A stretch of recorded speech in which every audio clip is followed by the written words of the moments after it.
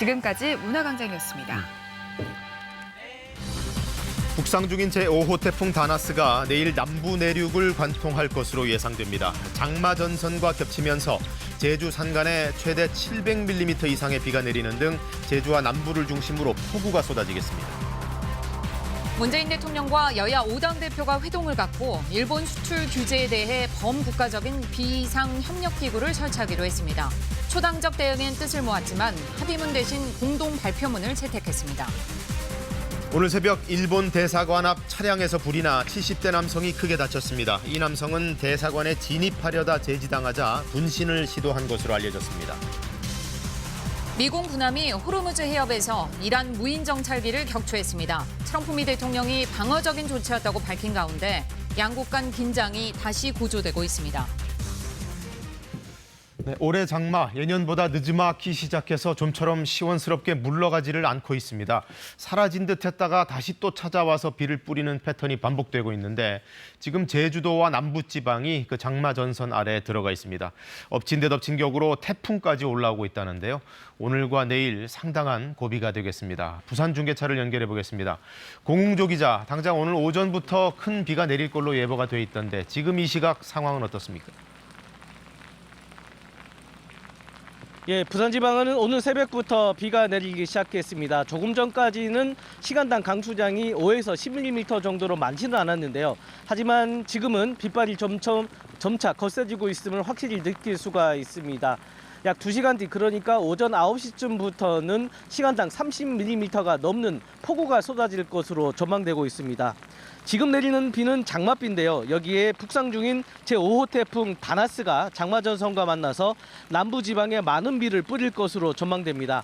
태풍 다나스는 오늘 밤 제주도 서쪽 해상까지 접근해 내일 남부 내륙 지역을 관통할 것으로 보입니다.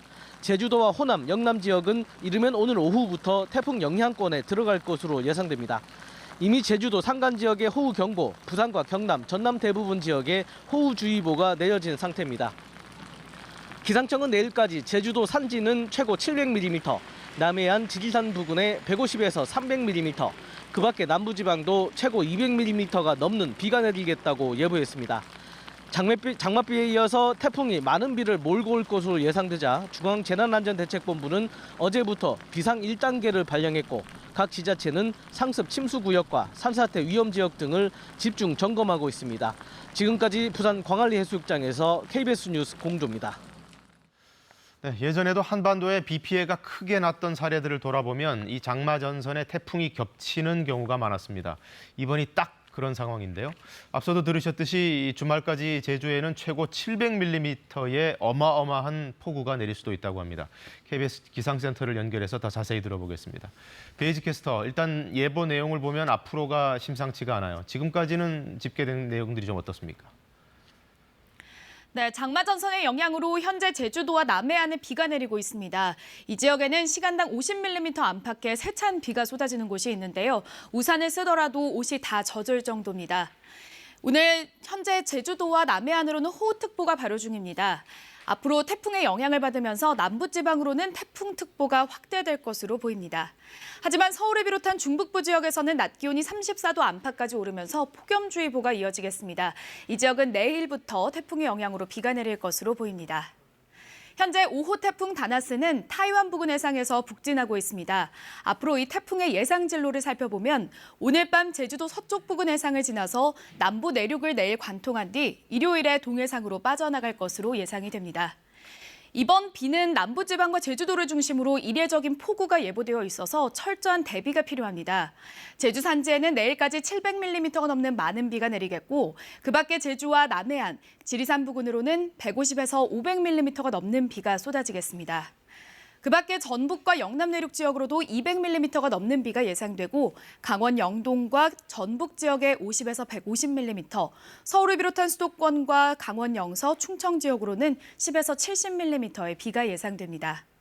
오늘 낮 기온은 서울과 춘천, 원주는 34도까지 오르겠고 대전이 28도, 광주와 대구는 27도로 남부지방은 비가 내리면서 낮 기온이 30도를 밑돌겠지만 중북부 지역에서는 폭염이 이어지겠습니다. 바다의 물결은 제주 해상에서 최고 6m까지 거세게 일겠고요. 서해와 남해상에서도 물결이 최고 5m까지 높게 일겠습니다. 날씨 정보 전해드렸습니다. 네, 다음 소식입니다. 어제 청와대에서 예고했던 대로 문재인 대통령과 여야 5당 대표의 만남이 있었습니다. 좀처럼 만들어지지 않았던 자리가 만들어진 데는 본의 아니게 일본 측의 역할이 컸습니다.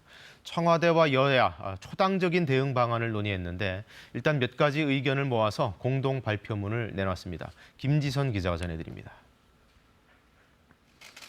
1년 4개월 만에 열린 문 대통령과 여야 5당 대표 회동. 시작은 화기애애했습니다. 대통령이 이사 대표들과 함께 머리를 맞대고 좀 지혜를 모으는 그런 모습을 보시는 것만으로도 좀 희망을 가지시지 않을까 그렇게 생각합니다.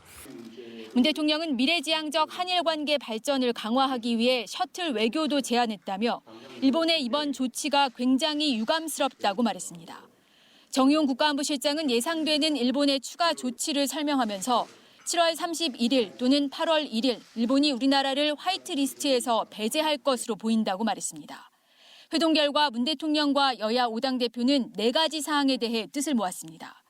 먼저 일본의 수출 규제는 부당한 경제 보복이라고 규정하고 즉각 철회하라고 촉구했습니다. 화이트리스트 배제 등의 추가적 조치는 한일 관계 및 동북아 안보 협력을 위협한다는 것임을 분명히 인식하여 외교적 해결에 나설 것을 촉구한다. 우리 경제에 대한 피해를 최소화하기 위해 초당적으로 노력하고 비상협력기구도 설치하기로 했습니다. 또한 범국가적 차원의 대응을 위해 비상협력기구를 설치하여 운영하기로 한다. 여야 당대표는 대일 특사 등 다양한 차원의 적극적인 외교적 노력을 촉구했고 대통령은 이에 공감을 표하고 실질적인 대책을 마련하기로 했습니다. 문 대통령과 여야 5당 대표는 초당적 대응의 뜻을 모았지만 합의문은 발표하지 못하고 공동 발표문에 그쳤습니다. KBS 뉴스 김지선입니다.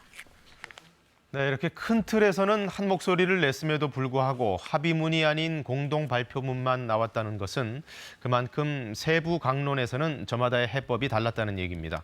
청와대와 여야 각 당 과연 어떤 의견 차들을 보였는지 이병도 기자가 정리했습니다. 당초 청와대는 성공한 회동이 되려면 합의문이 나와야 한다고 기대했습니다.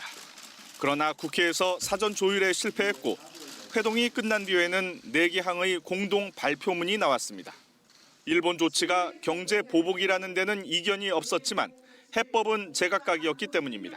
대일 특사를 파견하는 등 서둘러서 해결책들을 만들어 가야 된다 이런 생각을 합니다. 특히 황 대표는 부품 소재 산업에 법적 제도적 지원을 해주자는 제안에 강한 부담을 나타낸 것으로 전해졌습니다. 손학규 대표는 강제징용 문제 해결에 정부가 나서라고 촉구했습니다. 우리 정부는 일본이 방향 전환을 할 수 있는 계기를 만들어 주어야 합니다. 문제의 발단이 된 강제징용자 배상 판결에 대한 대책에서부터 해결책을 찾아야 합니다. 이에 대해 문 대통령은 피해자가 받아들이고 국민이 공감하는 것이 문제 해결을 위해 중요하다고 수차례 말한 것으로 전해졌습니다. 또 대일 특사 파견이나 한일 정상회담을 해야 한다는 제안에는 해법이 된다면 언제든 가능하지만 무조건 하는 게 아니라 협상 뒤에 해결 방법으로 논해져야 한다고 말했습니다. 대응책의 하나로 한일 군사정보 보호협정 파기를 검토해야 한다는 정의당 심상정 대표 제안엔 기본적으로 유지하겠다는 입장이지만 상황에 따라 재검토할 수 있다는 원론적 입장을 밝혔습니다. KBS 뉴스 이병도입니다. 네, 이어서 사건 사고 소식 알아보겠습니다. 오늘 새벽 70대 남성이 일본 대사관 진입을 시도했습니다. 이 남성은 제지를 당하자 차에 불을 지르며 분신을 시도한 것으로 알려졌습니다. 현재 이 남성 생명이 위독한 상태입니다. 오수호 기자가 보도합니다. 오늘 새벽 3시 반쯤 일본 대사관이 있는 건물에 70대 남성이 차를 몰고 진입을 시도했습니다. 경찰이 제지하자 차량은 곧바로 불길에 휩싸였습니다. 소방대원들이 급하게 진화에 나섰지만 이 남성은 큰 화상을 입었고 현재 생명이 위독한 상태입니다. 소방당국은 차 안에서 휘발유와 부탄가스, 라이터가 발견된 점으로 미뤄 남성이 분신을 시도한 것으로 보고 정확한 사고 경위를 조사하고 있습니다. 한 남성이 화분을 향해 손짓합니다. 화분에 앉아있던 고양이가 떠나를 하자 남성이 갑자기 고양이의 꼬리를 잡더니 바닥에 내리칩니다. 발길질과 함께 이런 행동을 한 차례 더 반복합니다. 어제 저녁 고양이를 학대해 죽게 한 혐의를 받는 30대 남성 A씨가 경찰에 붙잡혔습니다. 서울 마포경찰서는 한 남성이 고양이를 잔인하게 죽였다는 신고를 받고 CCTV를 통해 신원을 특정하고 이 남성을 추적해왔습니다. 자신의 주거지에서 검거된 A씨는 경찰 조사에서 혐의를 인정한 것으로 알려졌습니다. 높게 쌓인 폐기물 위로 연기와 함께 불길이 치솟습니다. 어제 저녁 8시 50분쯤 서울 구로구 고척동의 생활 폐기물 집화장에서 원인을 알 수 없는 불이 났습니다. 인명피해는 없었지만 1시간 30여 분 동안 집화장에 쌓인 매트리스와 가구 등이 불에 탔습니다. KBS 뉴스 오소우입니다. 네, 어제 일본 교토 유명 애니메이션 제작사 건물에서 방화로 큰 불이 나서 30명 넘게 숨졌습니다. 현장에서 체포된 40대 용의자는 이 회사에서 일한 경력은 없는 것으로 알려졌는데 경찰은 대체 왜 이런 일을 저질렀는지 조사를 집중하고 있습니다. 보도에 이재희 기자입니다. 교토 애니메이션 화재로 인한 사망자가 크게 늘었습니다. 어젯밤 10시 기준으로 30명 넘게 숨진 것으로 확인됐습니다. 30여 명에 달하는 부상자 가운데 중상자가 많아 사망자가 더 늘 수 있다는 우려도 나오고 있습니다. 1階が2名、2階が11名、3階の、3階から、屋上に至る階段ですね、ご説明してたところ、ここに20名という形で合計33名。 목격자들은 불이 나기 직전 한 남자가 스튜디오 안으로 들어가 휘발유를 뿌리고 불을 질렀다고 전했습니다. 경찰은 현장에서 100m 정도 떨어진 곳에서 달아나던 41살 남성을 방화 혐의로 붙잡아 조사하고 있습니다. 얼굴과 가슴에 심한 화상을 입은 남성은 범행 사실을 인정한 것으로 알려졌습니다. 용의자가 피해 회사에 근무한 경력은 없는 것으로 전해져 경찰은 정확한 범행 동기를 파악하는 데 주력하고 있습니다. 교토 애니메이션 관계자는 용의자가 회사의 핵심 인재들이 모여있는 공간을 노린 것 같다고 밝혔습니다. 放火ですかね、どんな思いがあったのか知らないけど、とんでもないことだなと、本当に犯人に対してね、怒りを覚えます。 피해 회사는 평소 홈페이지와 메일을 통해 살해 협박을 받아 수사가 이루어지곤 했습니다. 유명 애니메이션 업체에서 발생한 이번 참사는 44명이 숨진 2001년 신주쿠 상가 화재 이후 일본 내 최악의 화재 사건으로 기록될 것으로 보입니다. KBS 뉴스 이재입니다. 중동의 호르무즈 해협에 또다시 긴장감이 고조되고 있습니다. 지난달 20일 이란이 미국의 무인 정찰기를 격추하면서 서로 충돌 직전까지 갔었는데 이번엔 미군 군함이 호르무즈 해협에서 이란 무인 정찰기를 격추했습니다. 자세한 소식 워싱턴에서 서지영 특파원이 보도합니다. 현지 시간 18일 걸프 해역 입구인 호르무즈 해협에서 이란의 무인 정찰기 드론이 격추됐습니다. 드론을 격추시킨 건 미 해군의 강습 상륙함 막서입니다. 지난달 20일 이란 혁명수비대가 미군의 드론을 격추했다고 밝힌 지 29일 만에 이번에는 미 군함이 이란의 드론을 격추시킨 겁니다. 트럼프 미 대통령은 이란의 드론이 1,000야드 정도 근접한 거리에 접근했다고 밝혔습니다. 미 군함이 방어적인 조치로 격추시켰다는 겁니다. Ignoring multiple calls to stand down and was threatening the safety of the ship and the ship's crew. The drone was immediately destroyed. 트럼프 대통령은 이란 드론의 접근은 국제 공역에서 운행하는 함정에 대한 수많은 도발적이고 적대적인 행동 가운데 가장 최근의 일이라고 밝혔습니다. 국제무역과 항행의 자유를 저해하는 이란의 시도를 비판하면서 미국은 시민들과 시설을 방어할 권리가 있다고 주장했습니다.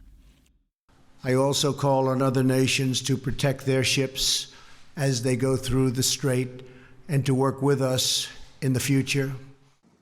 트럼프 대통령의 발언은 이란이 외국 유조선 한 척을 억류해 양국 간 긴장이 고조되고 호르무즈 해상 수송로 보호를 위해서 다국적 군사연합체를 구성하는 방안이 논의되는 상황에서 언급된 것이라 그 의미가 주목됩니다.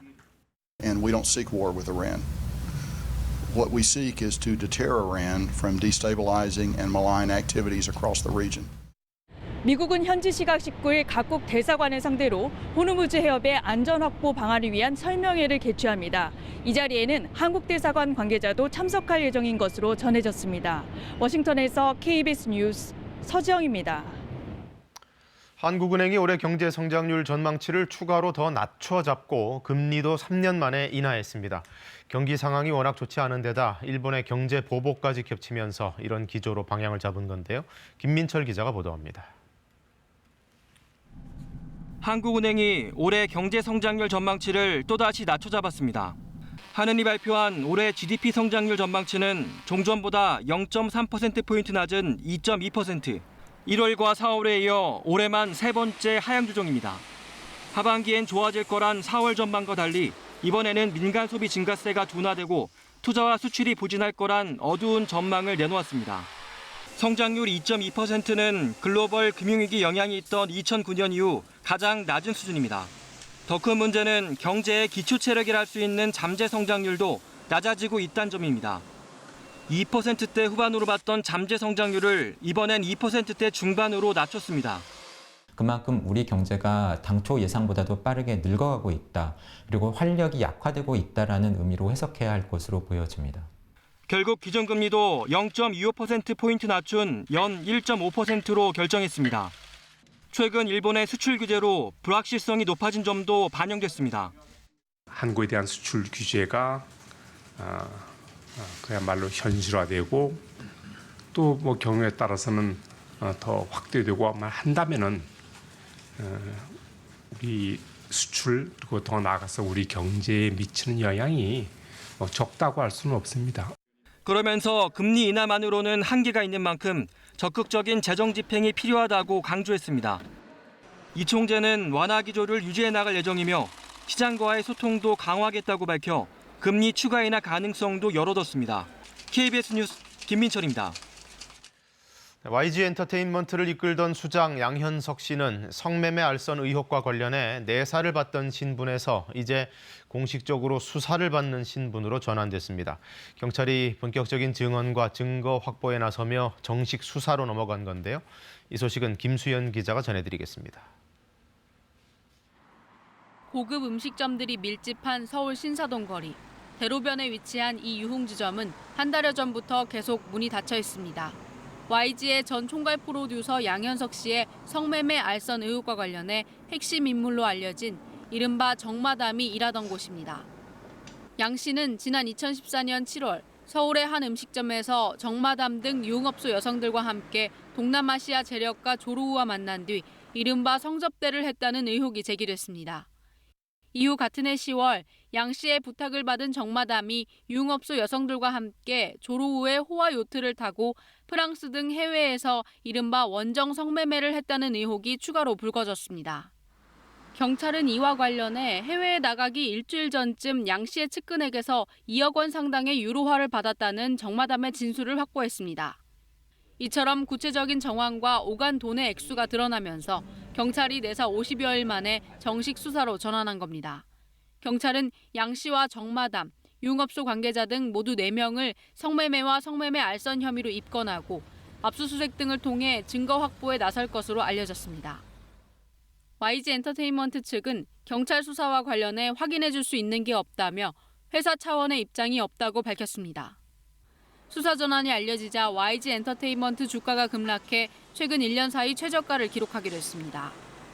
양현석 씨가 BI 등 소속 가수의 마약 투약 사건을 무마하려 했다는 의혹도 검찰이 수사 중이어서 YG 엔터테인먼트는 창사 이래 가장 큰 위기를 맞고 있습니다. KBS 뉴스 김수연입니다. 자신이 고등학생 때 당시 코치가 성폭행을 했다고 폭로해서 체육계 미투를 불러왔던 유도의 신유용 선수 기억하실런지요? 당시 코치였던 손모 씨가 징역 6년을 선고받았습니다. 법원이 유죄로 판단한 근거를 조선우 기자가 전해드립니다. 2011년 전북의 한 고등학교 유도부 코치로 있던 35살 손모 씨. 당시 유도부 선수였던 신유용 씨의 숙소에 들어가 성폭행한 혐의로 기소됐습니다. 손 씨는 연인 관계로 강제성이 없었다며 무죄를 주장했지만 법원의 판단은 달랐습니다.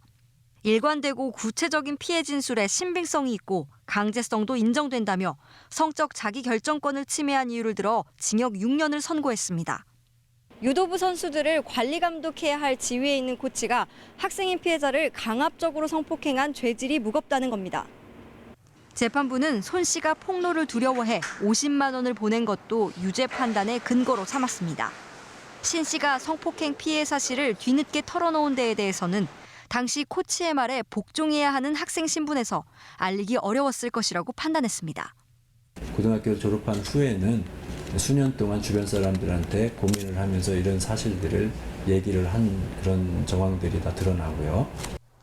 재판부는 손 씨의 신상 정보를 5년 동안 공개하고 10년 동안 아동 청소년 관련 기관에 취업하지 못하도록 제한했습니다. 원하지 않는 어떤 미성년자 제자에 대한 성착취 부분을 반영하신 거라고 보여져서 다행이다라고 생각합니다. 재판부는 그러나 검찰이 청구한 위치 추적 전자장치 부착과 관련해서는 성폭력 피해자가 불특정 다수가 아니라는 이유로 받아들이지 않았습니다. KBS 뉴스 조선우입니다. 광주 세계 수영 선수권 대회에서 여자 수구 선수들을 몰래 촬영하다 적발됐던 일본인이 기소 의견으로 검찰에 넘겨졌습니다. 알고 보니 이 일본인은 수구 선수들을 몰래 촬영하기 전날엔 다이빙 경기장에서 똑같은 짓을 한 것으로 드러났습니다. 김서정 기자가 보도합니다. 지난 14일 광주 세계수영선수권 대회에서 여자 수구 선수들을 몰래 촬영하다 적발된 일본인 관람객 37살 A씨가 검찰에 송치됐습니다. 경찰이 A씨의 카메라를 정밀 감식한 결과 수구와 다이빙 경기장에서 찍은 17분 분량의 동영상 20개가 발견됐습니다. 이 동영상들 속에는 각국 여자 선수 10여 명의 신체 특정 부위를 확대해서 몰래 촬영한 영상이 고스란히 담겨 있었습니다. 경찰이 이 영상을 제시하자 A씨는 근육질 몸매에 흥분을 느꼈다며 뒤늦게 범행을 인정했습니다. 따라서 경찰은 성폭력 특별법 위반 등의 혐의로 A씨를 검찰에 송치했습니다. 3일 조사 끝에 디지털 포렌식 결과 일부 혐의 의심되는 동영상 파일에 대해 혐의 인정을 받았습니다. A씨는 당초 선수들 연습 장면을 찍었을 뿐이라며 혐의를 강력히 부인했습니다. 그러나 수구 연습장에서 경기장 보안 요원에게 불법 촬영이 적발되기 전날에도 다이빙 경기장에서 몰래 불법 동영상을 찍었던 사실이 추가로 확인됐습니다. 대회 조직위원회는 유사 사건이 또 생기지 않도록 안전요원과 자원봉사자 교육을 강화하고 있습니다. 관중석이라든지 이런 통로 쪽에서 촬영하는 사람들을 유심하게 보면서 그런 일이 일어나지 않도록 예방을 하고 있습니다. 경찰은 A씨 혐의가 확인됐더라도 신병을 구속할 정도의 사안이 아닌 만큼 일정에게 보관금을 예치하면 출국 정지 조치를 풀 수 있다고 설명했습니다. KBS 뉴스 김서정입니다. 네, 배우 송중기 씨를 모델로 큰 인기를 끈 일명 송중기 마스크팩을 대량 위조해서 유통한 업자들이 적발됐습니다. 정품을 만들었던 업자가 같은 포장재를 이용해서 만들어서 소비자들은 감쪽같이 속을 수밖에 없었습니다. 박장훈 기자입니다. 창고 안에 마스크팩이 든 종이 상자가 가득 쌓여 있습니다. 국내외에서 큰 인기를 끈 일명 송중기 마스크팩입니다. 화산재와 바다 재배집 등 7가지 추출 성분을 각 요일별로 첨가해 세븐데이즈라 이름 붙인 제품인데 모두 위조된 가짜입니다. 여러 상품들이 다 있어요. 또 이게 샘플인가요? 아니면 뭐 바이오한테 샘플로 보내려고 저희는 이제 준비를 하고 있었던 거죠. 저는. 마스크팩 607만 개, 정품가액으로 200억 원 상당을 위조 판매한 혐의로 53살 A씨 등 10명이 특허청 특별사법경찰에 적발됐습니다. A씨는 2017년 4월까지 정품 마스크팩을 OEM으로 생산한 업체 대표였지만 계약 해지 이후에도 포장과 상표는 정품과 동일하면서 품질은 저급한 위조품을 생산했습니다. 정품인지 아니면 가짜인지를 구별하기 굉장히 어렵습니다. 정품 자체의 파우치를 만들었던 사람 스스로가 이 파우치와 박스를 만들어서 개당 3,000원인 정품 가격의 10분의 1 저가로 온라인을 통해 국내와 중국, 베트남 등에 유통했습니다. 압수된 이 생산 원료로 만든 위조 마스크팩입니다. 원가를 줄이기 위해서 주름 개선이나 미백 등을 위한 특수 성분을 사용하지 않은 것으로 드러났습니다. 이번에 압수된 물품은 특허청 특사경 출범 뒤 최대 규모인 5톤 트럭 16대분으로 특허청은 위조품이 더 있을 것으로 보고 수사를 확대하고 있습니다. KBS 뉴스 박정훈입니다. 이미 제주에는 100mm가 넘는 많은 비가 쏟아졌습니다. 현재 제주에는 시간당 30mm가 넘는 폭우가 쏟아지고 있고요. 바다의 물결도 높게 일고 있습니다. 이 시각 제주 마라도의 모습입니다. 현재 제주도와 남해안은 장맛비가 내리고 있습니다. 시간당 30mm가 넘는 폭우가 쏟아지고 있어서 출근길 안전운전 하셔야겠습니다. 이 지역에는 호우특보가 이어지고 있는데요. 오후부터는 태풍의 영향을 받겠습니다. 오늘 오전 제주도로는 태풍특보가 내려지겠고 내일까지 남부지방으로 태풍특보가 확대되겠습니다. 서울을 비롯한 중북부 지역에서는 오늘 구름만 많이 낀 가운데 무더운 날씨가 이어지겠습니다. 현재 태풍 다나스가 북상하고 있습니다. 이 태풍의 예상 진로를 살펴보면 오늘 밤 제주도 서쪽 해상을 지나서 내일은 남부 내륙을 관통해 일요일에는 동해상으로 빠져나갈 것으로 보입니다. 장마 전선의 태풍까지 더해지면서 남부와 제주도로는 이례적인 폭우가 예보되어 있습니다. 날씨 정보 전해드렸습니다. 민주노총이 어제 전국 단위 총파업을 했습니다. 지난주 결정된 최저임금 등을 놓고 정부에 강한 불만을 표출하고 있습니다. 최광호 기자가 보도합니다. 국회 앞 4차선 도로가 민주노총 조합원들로 채워졌습니다. 국회에서 탄력근로제 관련법 논의 일정도 잡히면서 예상보다 많은 7,000명 정도가 집회에 참가했습니다. 현장에서는 특히 지난주 결정된 내년도 최저임금을 놓고 비판이 이어졌습니다. 대통령의 약속은 거짓이라는 것이 반명났습니다. 경제의 성장률, 물가의 성장률을 포함하면 삭감된 것입니다. 대정부 비판 수위도 높였습니다. 김명환 위원장은 앞으로 모든 사업 방향을 정부의 기만적 노동정책에 대한 투쟁으로 삼겠다고 말했습니다. 이들은 내년도 최저임금 10,000원 공약은 폐기됐고 노동시간 단축이나 비정규직 철폐 등 다른 공약들도 모두 후퇴하고 있다고 성토했습니다. 저들이 계약을 확대하고 강행한다면 노동관계에 파탄은 자명한 것이고 그 책임은 분명히 문재인 정부에 있음을. 집회 뒤 참가자들은 국회 방향으로 행진을 시도했지만 환노위 파행으로 관련법 논의가 무산되면서 자진 해산했습니다. 하지만 앞으로도 탄력근로제, 최저임금 논의구조 개편 등 현안 논의가 진행될 때마다 마찰이 반복될 가능성이 큽니다. 오늘 총파업은 2차 총파업, 3차 총파업으로 계속해서 이어질 것이며 한편 민주노총은 파업에 금속노조 37,000명 등 50,000여 명이 참가했다고 밝혔지만 고용노동부는 12,000여 명이 참가했다고 파악했습니다. KBS 뉴스 최강호입니다. 국내 한 전문대학이 다니지도 않는 학생 수를 부풀려서 10년 넘게 정부 지원금을 부당 수령했고 그 금액이 수백억 원대에 이른다는 폭로가 나왔습니다. 학교 측은 부인하고 있지만 내용인 만큼 상당한 파장이 예상됩니다. 박예원 기자가 보도합니다. 경기도 두원 공과대에서 2004년부터 2017년까지 입학 홍보처장 등을 지낸 김현철 씨는 매년 학생 수를 부풀렸다고 폭로했습니다. 김 씨가 제시한 2009년 신입생 등록 현황 자료를 보면 충원율이 77%입니다. 그런데 그해 교육부에는 94%라고 신고했다고 김 씨는 주장했습니다. 합격자 수와 등록 인원 등을 조작했다는 겁니다. 제가 입학 처장을 하면서 제가 실제로 했던 일이기 때문에 이건 다 사실인 겁니다. 김 씨는 두 가지 수법으로 입학률과 재학률 등을 조작했다고 털어놨습니다. 일부 인기학과에서 정원을 넘겨 뽑거나 정원 외 등록자를 정원 내 등록자로 옮기는 겁니다. 그 학과가 정원이 40명인데 예를 들어서 120명을 뽑았다 가정하면 한 반을 운영해야 되는데 세 반을 운영해야 됩니다. 세 반 운영하는 학생은 잘 몰라요. 김 씨는 입학률과 재학률에 따라 국고 지원금 규모가 결정되기 때문이라고 주장했습니다.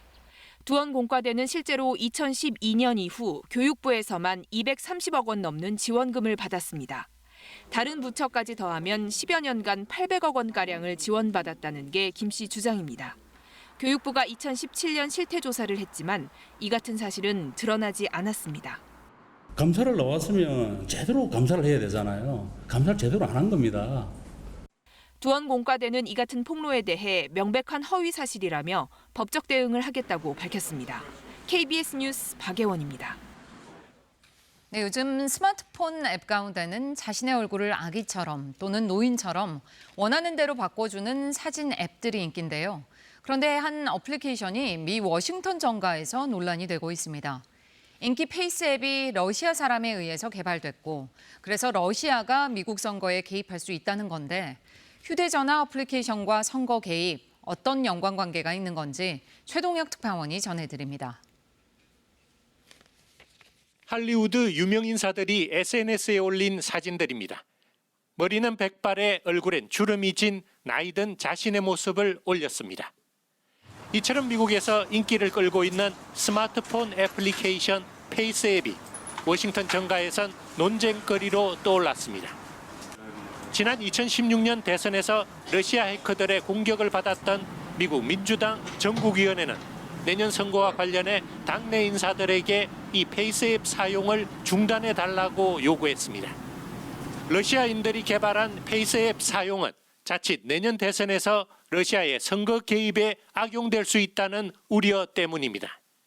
민주당 상원의 척 슈머 원내대표는 페이스 앱을 이용하려면 먼저 사용자들은 러시아 회사의 개인 사진과 정보에 대한 접속을 동의해야 한다고 말했습니다. What you're allowing this app to do with the photos that you upload. And what they say is that they allow that they can do whatever they want with the photo that you upload, irrevocable. 따라서 사용자들의 개인 정보가 러시아 정부 또는 연계 단체로 유입될 수 있는지를 연방수사국이 즉각 수사하라고 촉구했습니다. 이에 대해 페이스앱 측은 사용자 정보는 아마존과 구글이 제공하는 클라우드 컴퓨터에 저장될 뿐 러시아 정부로 전송되지 않는다며 러시아 정부 연계설을 부인했습니다. 로스앤젤레스에서 KBS 뉴스 최동혁입니다. 네, 프라이팬 위에서 고기가 먹음직스럽게 익어갑니다. 요리사의 손길을 거치면 고급 레스토랑에서나 맛볼 스테이크 요리로 탄생하는데요. 사실 이 고기는 이스라엘의 한 업체가 실험실에서 만들어낸 겁니다. 이 업체는 2021년 출시를 목표로 미국과 유럽, 아시아의 일부 레스토랑과 협의하고 있습니다. 머지않아 동물을 도살하거나 항생제를 먹이지 않고도 양질의 고기를 저렴한 가격에 식탁에서 만날 수 있을 것으로 기대됩니다. 프랑스 파리의 대표적인 명소 루브르 박물관입니다. 페르시아와 레반트 등 동양 고미술품 전시장의 표지판 일부가 테이프로 가려져 있습니다. 중독성이 강해서 불법 의약품으로 드러난 옥시콘틴의 제조사 퍼듀 파마의 소유주 세클러 가족의 이름을 루브르 측이 지운 겁니다. 세클러 가족은 박물관 보수 공사를 후원해서 1997년부터 이름이 전시돼 왔지만 논란에 휩싸이면서 불명예 퇴진하게 됐습니다. 지금 세계는입니다. 네, 국제범죄 조직이 마약 생산 기지를 중국에서 동남아 쪽으로 옮기면서 생산 물량, 유통 물량을 모두 늘리고 있습니다. 우리나라도 공급처로서 타겟이 되고 있는데 유엔이 최근 4년 새 한국으로의 마약 유입이 4배나 늘었다고 발표했습니다. 유석조 특파원이 방콕에서 보도합니다. 태국 북부 지역에서 압수된 필로폰입니다. 시가로 7,100만 달러, 837억 원어치나 됩니다. 골든 트라이앵글로 알려진 미얀마 국경 지역에서 생산돼 태국으로 몰래 들여온 것들입니다. ขึ้นเรื่อยๆแล้วก็เดี๋ยวนี้เนี่ยการอะไรก็เรียกว่าในเรื่องของการขนเนี่ยนะครับล็อตหนึ่งเนี่ยเดี๋ยวนี้เป็นหลักล้านขึ้นหมด 국제 범죄 조직들은 최근 중국에서 단속이 강화되자 미얀마 등 동남아로 마약 생산 거점을 옮긴 것으로 나타났습니다. 이 때문에 동남아에서의 필로폰 생산 규모가 크게 늘어 연간 72조 원에 이른다고 유엔 마약 범죄국은 밝혔습니다. The supply gets lost through these seizures, but it doesn't have an impact on the market itself, which just continues to expand because of the production being so high. 동남아에서의 생산이 늘면서 한국으로의 유입량도 급증하고 있다고 유엔 마약 범죄국은 지적했습니다. 한국의 필로폰 압수량은 2014년 48kg에서 2018년에는 188kg으로 4배로 늘었습니다. 한국의 필로폰 가격이 동남아보다 높다는 점이 조직 범죄단이 한국을 적극적으로 밀수 대상으로 삼는 원인이라고 할 수 있습니다. 동남아에서의 마약 생산과 밀매로 국제 범죄 조직들은 막대한 불법 수익을 올리고 있습니다. 유엔 마약 범죄국은 국제 범죄 조직들이 마약으로 벌어들인 돈을 카지노를 통해 세탁하고 있다며 국제 공조가 필요하다고 밝혔습니다. 방콕에서 KBS 뉴스 유석조입니다. 네, 두부는 식물성 음식이면서도 단백질이 풍부하고 그래서 사찰에서도 즐겨 먹던 음식 가운데 하나였습니다. 조선시대 문헌을 보면 한 사찰에서 왕실용 두부찜 요리, 이른바 포증을 아예 전담해서 만든 기록까지 있는데요. 지금도 그 기법이 계승되고 있습니다. 서울 도심에서 멀지 않은 곳에 있는 사찰입니다. 유동엽 기자가 다녀왔습니다. 북한산 기슭에 자리 잡은 사찰 진관사. 주지 스님은 이곳에서 50년 넘게 맷돌을 돌렸습니다. 곱게 간 콩물을 가마솥에 끓이고 배로 걸러내는 전통 방법. 이렇게 만든 두부를 다시 쪄서 손으로 잘게 으깹니다. 양념은 소금과 후추, 참기름이 전부. 최고 양념은 마음이에요. 그래서 음식 만드는 사람은 마음이 좋아야 돼요. 곱게 썬 서기버섯과 자, 미나리로 모양을 내면 전통의 두부찜 포증이 완성됩니다. 아주 심심한 맛일 거라고 생각했는데 생각보다는 꽤 깊은 맛이 나는. 네. 조선 세조 때인 1463년 좌이정 신숙주는 진관사에 가서 포증을 먹었다는 기록을 남겼습니다.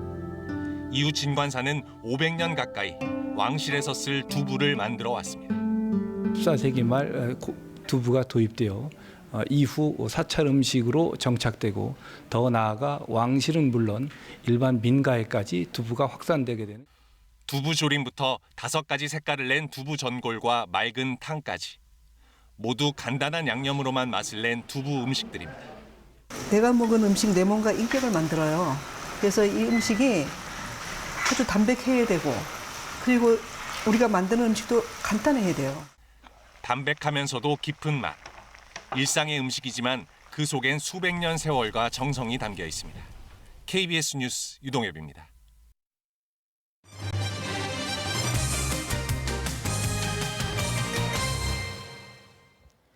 휴가철을 앞두고 여행 계획 세우는 분들 많을 텐데요. 한 호텔 예약 사이트가 갑자기 영업을 중단하면서 해당 업체를 통해 숙소를 예약한 고객들의 피해가 잇따르고 있습니다. 이정은 기자의 보도입니다. 내년 1월 필리핀 보라카이 가족여행을 계획한 윤모 씨는 최근 문자 한 통을 받았습니다. 윤 씨가 계약한 호텔 예약 사이트가 문을 닫게 됐다는 내용이었습니다. 즉시 업체에 연락했지만 연결되지 않았습니다.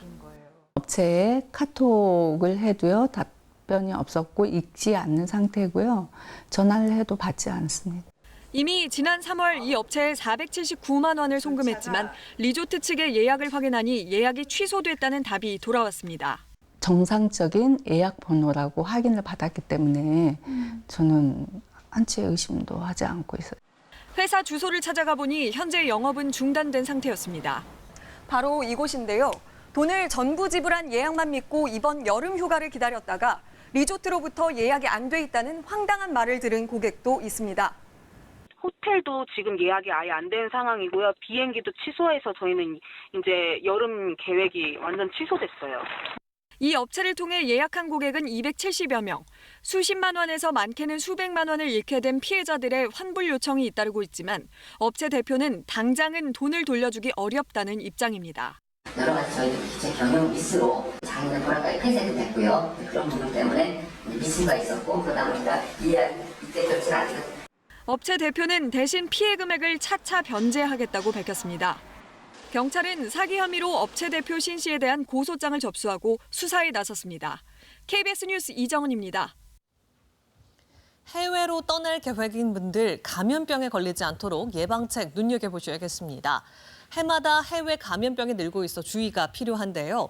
동남아 등의 위험 지역이라면 필요한 백신이나 예방약을 미리 준비해 가는 게 좋습니다. 박광식 의학 전문 기자가 전해드립니다.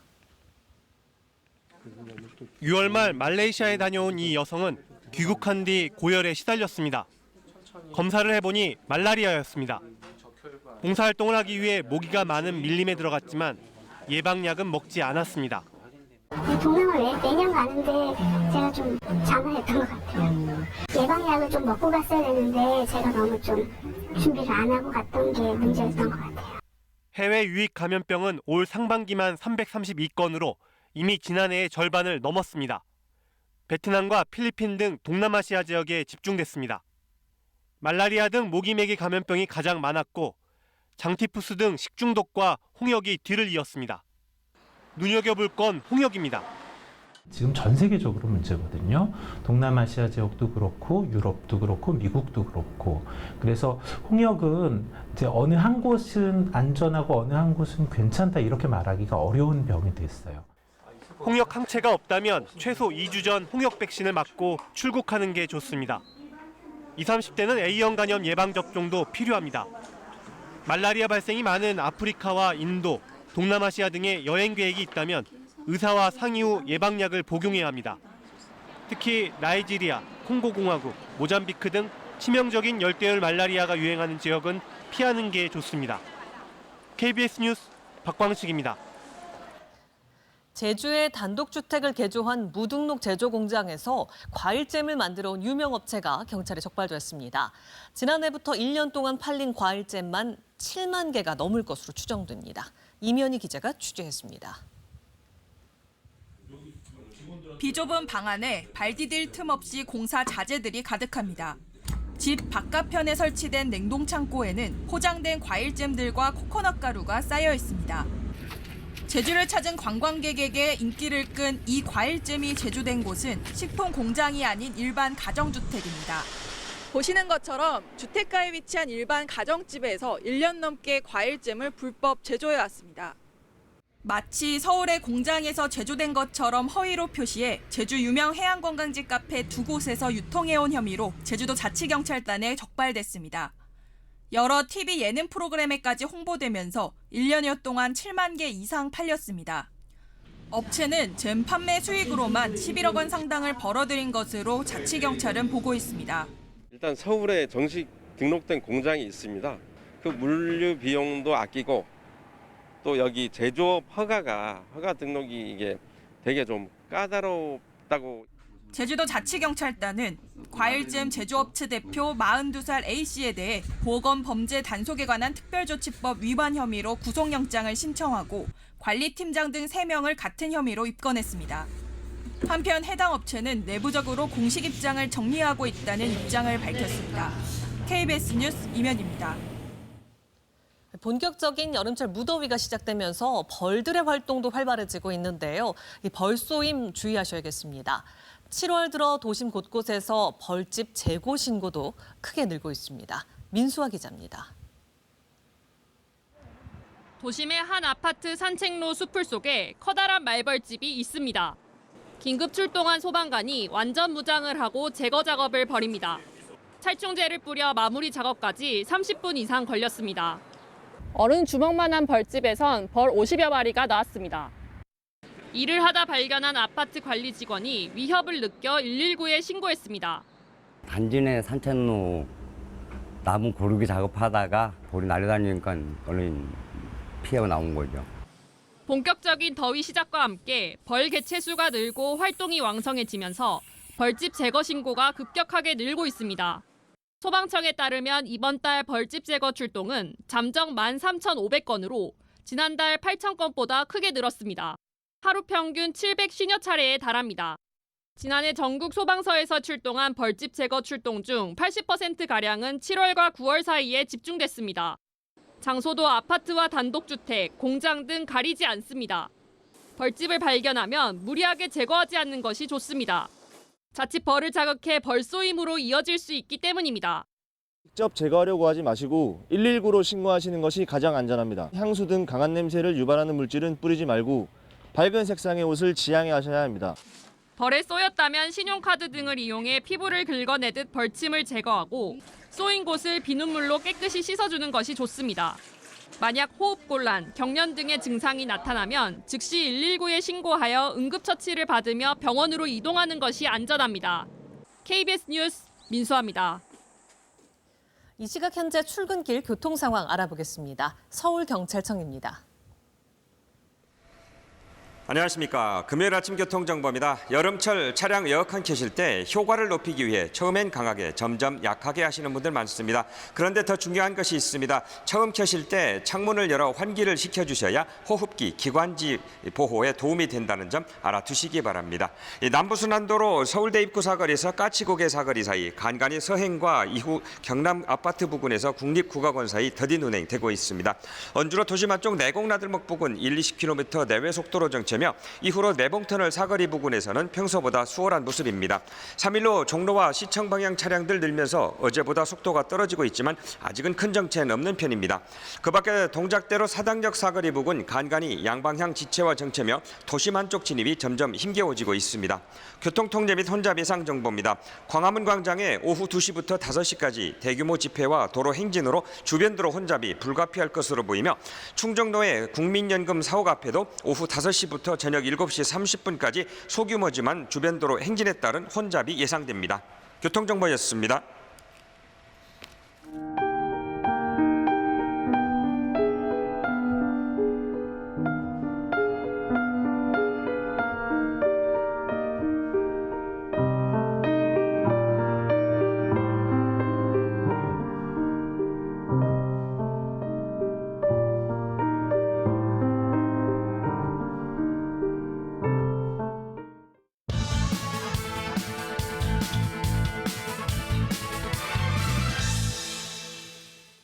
한국은행 금융통화위원회가 8개월 만에 기준금리를 낮췄습니다. 이달 말 미국의 금리 인하 여부를 지켜본 뒤 다음 달 기준금리를 낮출 것이라는 시장의 예상보다도 서둘러 금리를 낮춘 겁니다.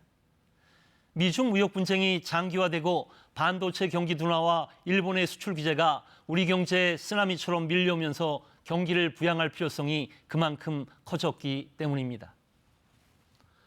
이런 대외 악재들 때문에 한국은행은 당초 2.7%로 잡았던 올해 성장률 전망치를 두 차례 0.1%포인트씩 낮춘 데 이어 이번에는 2%대 초반으로 또다시 하향 조정했습니다.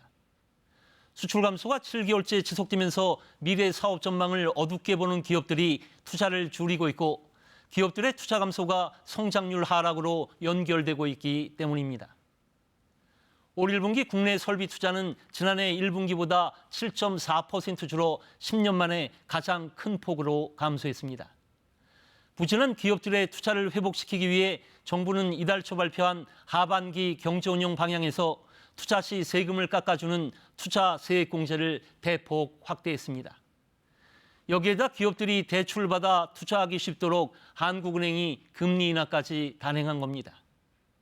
하지만 기업들은 투자를 늘리지 못하는 주요 요인으로 규제를 꼽고 있습니다. 투자를 늘리려고 해도 규제에 가로막힌다는 겁니다. 없앨 수 있는 규제는 과감하게 철폐해야 합니다. 그래야 투자하는 기업들의 세금을 깎아주는 정부의 경제정책과 금리를 낮춘 한은의 통화정책이 시너지 효과를 내며 기업들의 투자를 끌어낼 수 있습니다. 일본의 전략물자 수출 규제가 우리 기업들에 얼마나 피해를 주고 우리 경제의 성장률을 얼마나 더 떨어뜨릴지는 예단하기 어렵습니다. 재정 확대도 내수를 진작해 꺼져가는 경제 성장의 불씨를 살리는 데 도움이 됩니다. 따라서 국회에 계류 중인 추가 경정 예산안은 여야가 합의해 조속히 처리해야 합니다. 또 금리 인하와 재정 확대로 시중에 풀리는 자금이 부동산 시장으로 몰려 투기 자금화하지 않도록 예방책도 마련해야 합니다. 뉴스 해설이었습니다.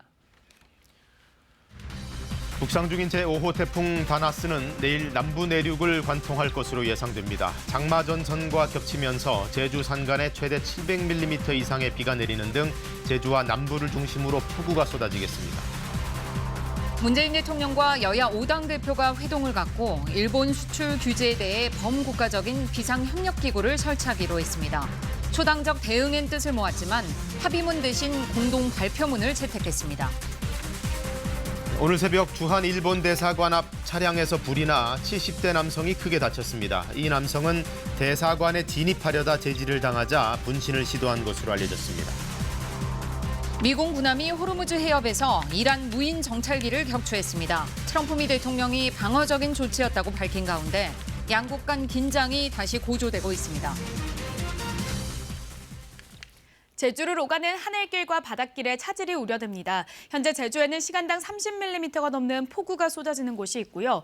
바람도 거세게 일면서 파도도 높게 일고 있습니다. 이 시각 제주 마라도의 모습입니다.